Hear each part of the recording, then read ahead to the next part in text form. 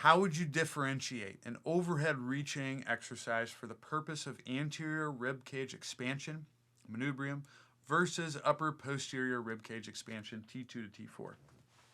So I've actually been messing a lot with this because I've had some people where we could get manubrial expansion, aka humeral extension, improved by doing uppermost expansion as opposed to T4 to T2 T4.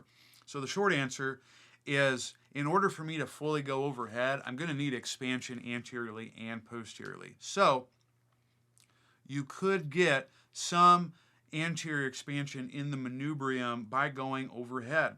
How would you know? You'd get improvements in horizontal adduction. But let's just say, hypothetically, everything was clear except for horizontal adduction, your indicator that you don't have manubrial expansion. What would I drive to make that happen?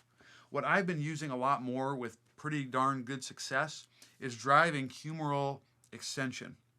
And the reason why I think humeral extension works is because when I extend the humerus, that's going to drive some degree of downward rotation at the scapula and anterior tilt. Those motions ought to increase leverage for pec minor to have some concentric bias. Pec minor is going to pull the uppermost ribs 3 through 5 to allow for some expansion in that regard. So in theory, that should allow you to get some anterior expansion. So even though it's not like 2 and 1 involved, you can still probably get some expansion anteriorly. And I've seen horizontal adduction clear up quite a bit with those type of activities. Another thing to consider to get anterior expansion or manubrial expansion, because we're looking at T2 to T4 anteriorly, would be cervical rotation like we talked about before. But you have to look at where am I rotating to make that happen. So let's say I rotate my neck to the left. I'm going to get rotation not just in the cervical spine but in the thorax to about T4, T5. So if I rotate to the left, the spinous processes are going to move to the right. So in this instance, I'm going to get left posterior expansion and right anterior expansion. And because it's the uppermost segments, if you had, let's say, a loss of horizontal adduction on the right-hand side or humeral extension, you could, in theory, drive uppermost anterior expansion and improve those measures by driving cervical rotation. Arm bars work great in that regard. I've been really loving the arm bars with screwdrivers as well as the side-lying arm bar to do things like that. And I'll do it on both sides just because most people need posterior and anterior expansion in that regard. So your targets are either doing overhead reaching to get the expansion, although it's a little bit more diffuse because you'll probably get A to P, assuming that you can keep a stack. That's option one. Option two, which I think is a little bit more localized to the anterior expansion in those upper segments, would be humeral extension.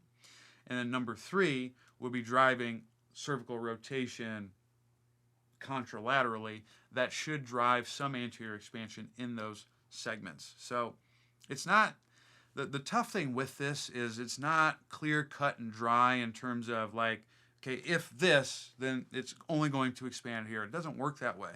It's all going to be in gradient format, and there's a lot of other factors to consider, like gravity. For example, I had this great discussion with my boy Joe Cicinelli yesterday about the short lever side plank. And we were talking about, well, where in the hell does this thing drive expansion? So like when I do a side plank, you got to consider gravity is going to push the viscera downward. It's going to push airflow more into the downward segments. So that might get anterior expansion on the right if I was doing a right one. But then I'm driving rotation to the right, which is going to close off the right chest wall because I should get more posterior expansion. And then if I turn my head to the right, that's going to influence it that way. So, and the point being by using that is it's like, well, okay, where am I going to drive air?